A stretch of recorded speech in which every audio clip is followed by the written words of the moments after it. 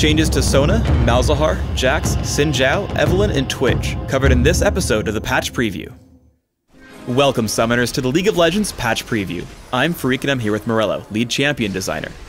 Together we'll be discussing some gameplay changes coming into the next update for League of Legends. While this video does not cover every single change, it will explain the thought process behind some of our decisions. We like to revisit our older champions and find ways to update them and make them more fun. Sona is an underappreciated support, so we made a couple of changes.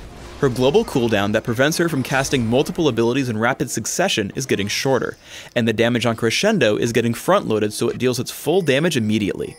What exactly is this going to mean for Sona?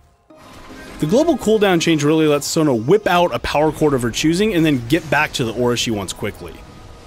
You can now use it more like an active or a reactive ability, something that's really important for supports. For example, if a Renekton jumps on your carry, you can now pull out the right power chord, throw it on him, and switch back into the aura you want really effectively.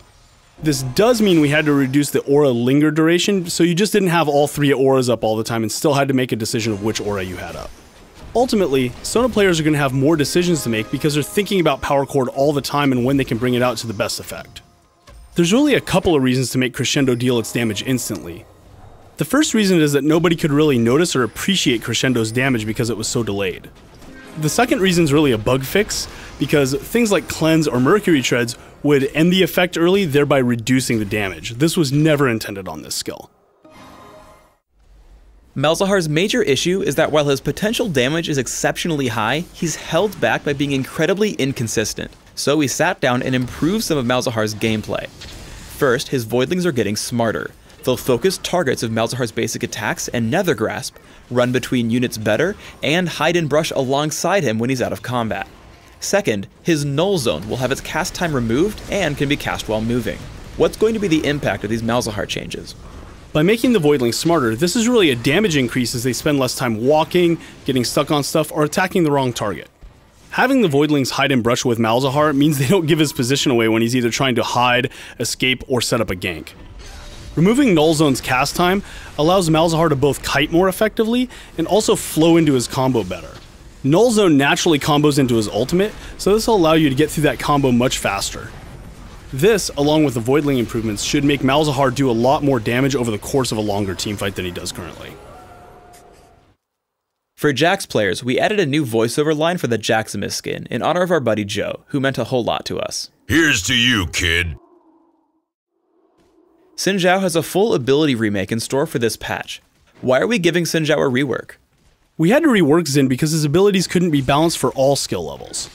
The issue is, if we just buff Xin, he would be viable in competitive play but then would stomp about 98% of other players. If we didn't do any changes, he'd continue to be outclassed in competitive play. We think both of these things are major issues and need to be fixed. One of the first big changes is moving the cooldown reduction on hit from Battlecry's active to 3 Talon Strike. What's this change about? We like the cooldown on hit mechanic, but how it used to work on Battlecry meant that his cooldowns could become irrelevant if he got far enough ahead. By having a limit on how high this can go, this really allowed us to put buffs elsewhere on Xin's kits where he really needs them. We're also removing his passive Tireless Warrior and giving Battlecry a heal for every 3 hits. Why move these abilities around? By putting that health sustain on an ability he can learn and rank up, he can now choose to spec into that sustain for tough top lanes or the jungle. The last 2 major changes to Xin Zhao are to his passive and ultimate. With Tireless Warrior gone, we're giving Xin Zhao a new passive called Challenge. Basic attacks on Audacious Charge challenge his target, reducing its armor.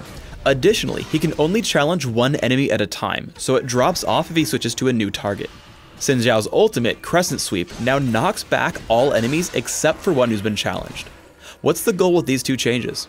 This interaction is really going to be the biggest new skill differentiation aspect for Xin. To become an expert level Xin Zhao player, you're really going to have to master this interaction now. For example, you can go in on a high value target and separate him from the rest of his team. Or you can apply your passive to a nearby minion and knock the champion you want to right back into your team with an ultimate. We also have ability remakes coming for Evelynn and Twitch. What's happening to these 2 champions? While these are really exciting updates, they're a little too big to put in the patch preview, so we've moved this discussion to the forums. Click the links on the screen or below the video to join us on the forums in your language, see what we're doing, and join us in the discussion. Thanks for tuning in to the League of Legends Patch Preview. Please subscribe to the Riot Games YouTube channel above and leave us your comments just below the video.